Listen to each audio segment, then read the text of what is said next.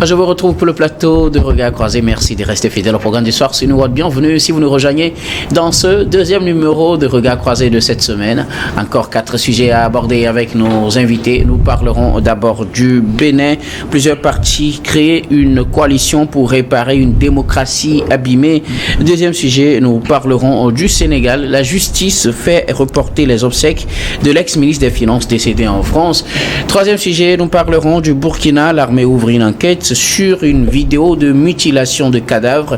Puis nous terminerons bien évidemment par le Togo, installation en cours des gouverneurs. Et pour en parler ce soir, 3 invités sur ce plateau. Avec moi, Thierry Afanoukoé, vous êtes journaliste, directeur de publication de Gapola.tg. Bonsoir Thierry et bienvenue. Merci, bonsoir Guillaume et bonsoir à toutes et à tous. Merci beaucoup à vous d'avoir répondu à notre invitation. Merci pour l'invitation. À côté de vous, Louis Kamako, vous êtes également journaliste et analyste politique. Bonsoir Louis et bienvenue. Bonsoir docteur, bonsoir à mes déco-débatteurs, coucou spécial à tous ces internautes-là, surtout à ceux pour qui nous ne sommes bons que lorsque nous disons des choses qu'ils souhaitent entendre. Merci beaucoup à vous Louis Kamako, vous êtes comme je le disais journaliste et analyste politique. Merci. Notre troisième invité ce soir, Adam Adronou, vous êtes journaliste, directeur de publication du journal Vision d'Afrique. Bonsoir Adam et bienvenue. Bonsoir docteur, merci pour l'invitation. Bonsoir à toutes celles et à tous ceux qui nous suivent. Merci beaucoup à vous tous d'avoir répondu à notre invitation. Je vais commencer par vous Thierry Afanoukoé. Ce dimanche, des partis de l'opposition politique au Bénin ont lancé ce qu'ils appellent une plateforme pour réparer la démocratie abîmée du Bénin. En tout cas, c'est comme ça qu'ils la qualifient au regard de l'actualité politique au Bénin. Le parti Les Démocrates, avec d'autres partis et formations de l'opposition, se sont rassemblés dans cette plateforme pour lancer des préparatifs à leur manière pour les élections générales de 2026. Ils critiquent la situation politique du pays telle que gérée par le président Patrice Talon, le président, ou les réformes portées par le président qui selon eux serrent trop les vis en matière de présentation des candidats aux prochaines élections. Pour eux, il faut réparer la démocratie béninoise parce qu'elle serait abîmée. Thierry. Alors, tout dépend du côté où l'on se trouve. C'est en ce moment seulement qu'on peut parler de démocratie abîmée. Et ceux qui disent aujourd'hui que la démocratie est abîmée au Bénin, il y a encore quelques années, ils étaient aussi au pouvoir et on a vu ce qu'ils ont fait. Moi, je ne crois pas que la démocratie est abîmée ou en difficulté au Bénin, puisque toutes les institutions de ce pays travaillent, existent et fonctionnent. Donc en réalité, il n'y a pas, la démocratie au Bénin n'est pas en danger. On peut avoir des griefs contre Patrice Talon, mais ce monsieur, je crois, il a dit quand il est arrivé au pouvoir, il a dit qu'il est là pour mettre de l'ordre dans la maison. Il a dit qu'il est là pour mettre fin à certaines pratiques qui ont cours dans ce pays, et il le fait si bien et cela lui réussit. Vous savez, quand nous disons que nous sommes des démocrates, il faudrait que les règles que nous nous donnons, nous soyons en mesure de les respecter. Depuis que Patrice Talon il est au pouvoir, il est porteur de réformes électorales, il est porteur de réformes politiques, il est porteur de réformes économiques et sociales. Et ce pays, je crois, aujourd'hui se porte à merveille. Maintenant, quand on est dans l'opposition, c'est normal qu'il faut trouver de la matière, il faut trouver quelque chose pour séduire l'électorat, pour intéresser les Béninois. C'est pour cela que aujourd'hui les gens se permettent de dire que la démocratie est abîmée au Bénin. Patrice Talon, c'est un réformateur, c'est un monsieur qui travaille à relever donc ce pays, et ce pays aujourd'hui est très apprécié, envié par certains pays voisins, parce que le président Talon fait des merveilles ou fait des miracles dans ce pays. Maintenant, ce qu'on peut lui reprocher, et ça relève de la politique d'ailleurs, c'est que il dissuade toute tentative ou tous ceux qui ambitionnent de le remplacer demain au pouvoir. Ça, on peut le reprocher cela quand on sait que tous ces opposants-là qui sont de potentiels concurrents ou qui sont appelés à diriger demain ce pays, malheureusement, bon nombre d'entre eux se retrouvent en prison parce que soit ils sont mêlés à des affaires de sûreté, d'atteinte à la sûreté de l'État ou à des affaires économiques. Donc, c'est ce qu'on peut reprocher à Patrice Talon. Sinon, sur le plan politique, économique et social, moi je dirais que Patrice Talon fait beaucoup pour ce pays, et je souhaiterais que si demain il devrait quitter le pays, que celui ou celle qui serait appelé à diriger ce pays puisse continuer dans la même dynamique pour le développement du Bénin. Le Bénin a plusieurs fois fait l'expérience des élections apaisées, des élections transparentes, des élections équitables. La preuve, ce pays a connu déjà plusieurs alternances politiques. Donc demain, Patrice Talon est dans son dernier mandat. Je crois que l'année prochaine, il y aura encore des élections. On espère que le jeu sera une fois encore ouvert et que les uns et les autres pourront compétir valablement. Alors, Adam Adjonou, certains membres de cette plateforme qui visent à restaurer, comme on le dit, la démocratie abîmée du Bénin, estiment que la démocratie telle qu'enclenchée depuis 90 au Bénin a permis à tous ceux qui ont l'ambition de devenir président, en tout cas déposer leur candidature, et ceux qui ont la chance d'être élus et de gouverner jusqu'à ce qu'un candidat revenu d'exil, ils veulent parler du président Patrice Talon, puisse avoir lui aussi la chance de briguer la magistrature suprême.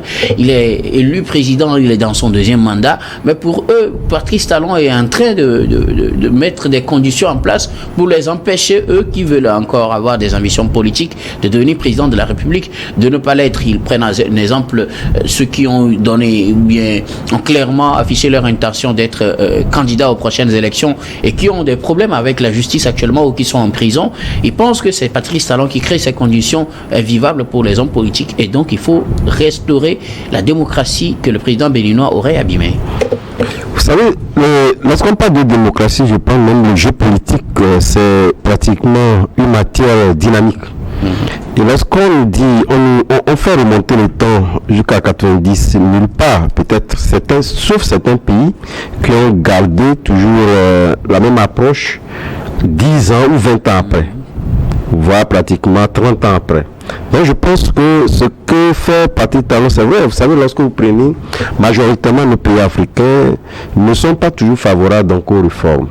Et lorsqu'on dit la démocratie est abîmée, lorsque vous prenez surtout les démocrates qui ont créé ce cadre de concertation, vous savez, les démocrates sont toujours dans une logique alarmiste lorsqu'ils évoquent des questions.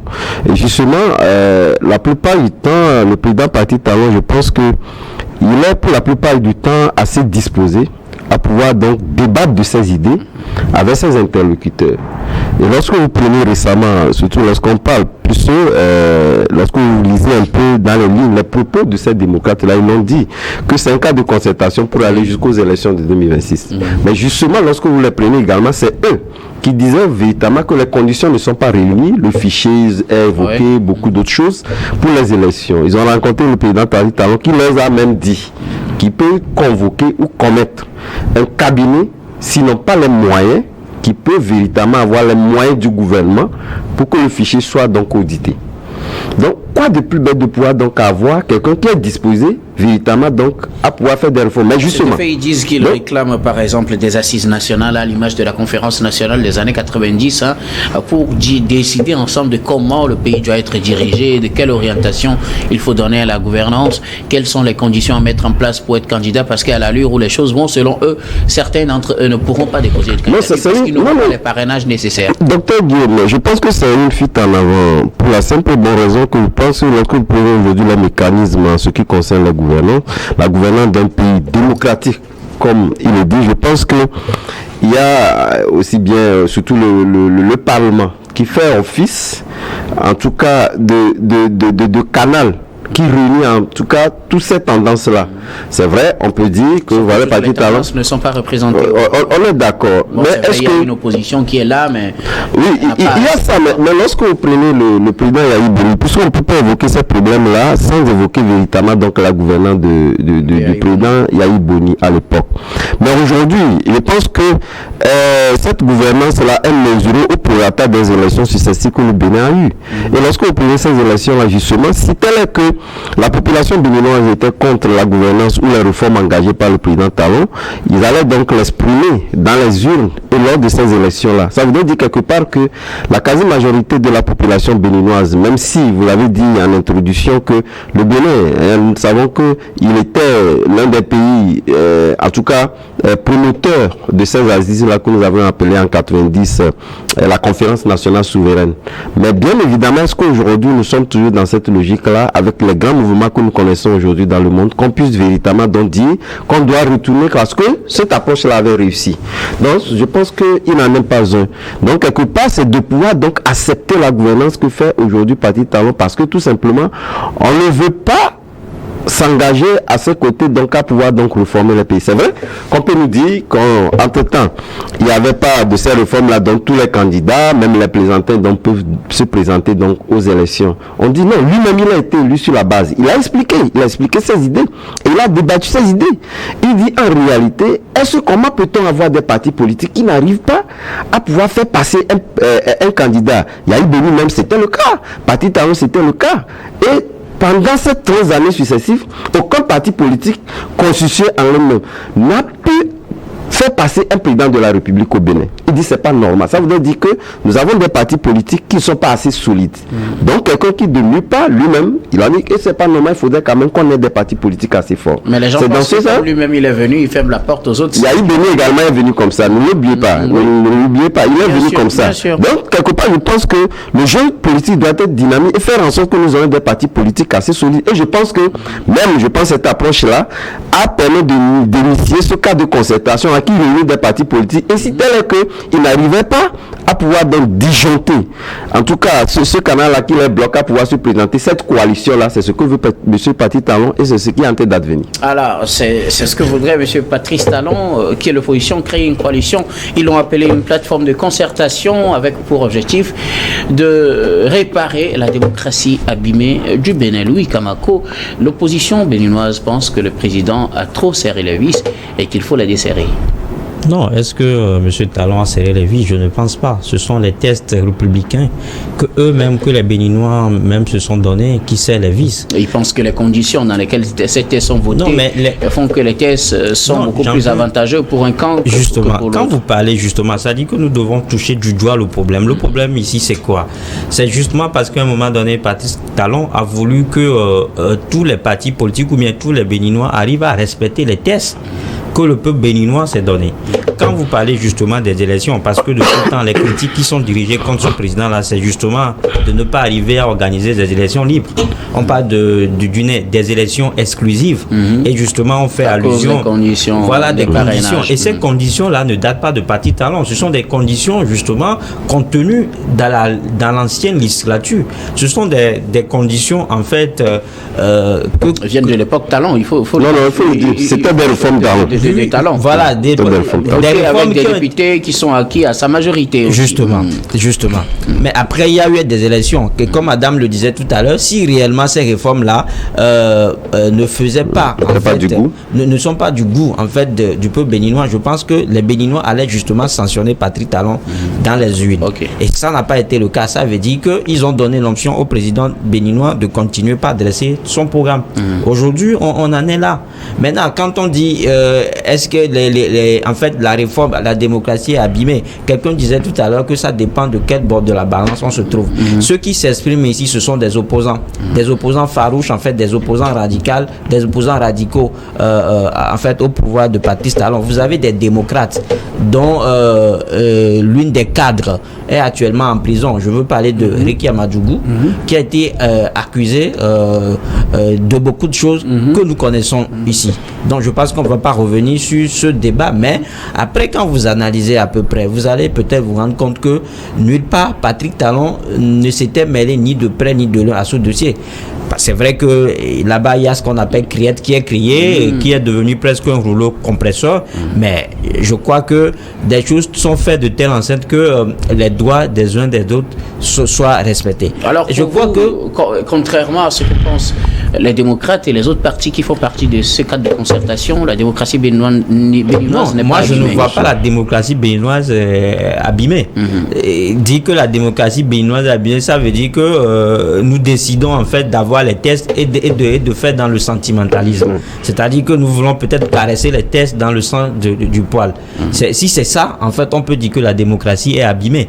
Mais parce que moi, je dis tout ce que Talon fait, c'est aujourd'hui. Ce sont les tests en fait qui constituent son point de repère. Donc, je ne vois pas en fait un président qui a abîmé la démocratie. C'est vrai que quand vous allez au Bénin, c'est ce qu'ils vont vous dire, que Patrice Talon organise des élections exclusives et qu'il a interdit la liberté de manifestation et tout. Mais je crois qu'aujourd'hui, quelqu'un l'a dit, le Bénin constitue une porte d'attraction pour la sous-région. Et si ça c'est au plan économique. Oui, ça c'est au plan économique. Quand on peut pas parler de la politique et la dissocier de l'économie. Politicienne, politique donc pour gérer le pays. Surtout qu'on parle de démocratie. Quand il y a des réformes qui sont faites, qu'il y a des réformes qui sont faites et puis qui jaillissent sur l'économie, je pense qu'on ne peut que applaudir. Aujourd'hui, je pense que tous les Africains ont besoin d'un président à la trempe de Patrice Talon. C'est-à-dire qu'il faut qu'à un moment donné, quelqu'un vienne et mettre de l'ordre dans la maison. On doit normalement avoir des partis politiques solides. C'est ce que disait tout à l'heure quelqu'un. Des partis, il faut qu'on s'arrête avec les micro-partis, des partis auxquels on ne retrouve des partis dont les membres s'arrêtent justement au président et les membres de sa famille. Donc si vous arrivez à avoir un parti politique qui a une certaine représentativité, ça veut dire que la nation va vous honorer et la nation va vous respecter. C'est pour cela d'ailleurs que ces tests-là ont été votés. Et je crois que ils ont été votés et les Béninois se retrouvent dedans. Maintenant, si aujourd'hui on retrouve un groupe d'opposants qui pensent que la démocratie est abîmée, quitte à eux de le démontrer. C'est vrai qu'ils ont formé une coalition, il y a des élections qui sont en vue. Si les Béninois attestent vraiment que la démocratie est abîmée, ils vont vouloir sanctionner Patrick Talon dans les urnes. Merci beaucoup à vous tous pour vos contributions. Nous allons marquer la première pause, puis on reviendra tout à l'heure pour la suite de cette émission.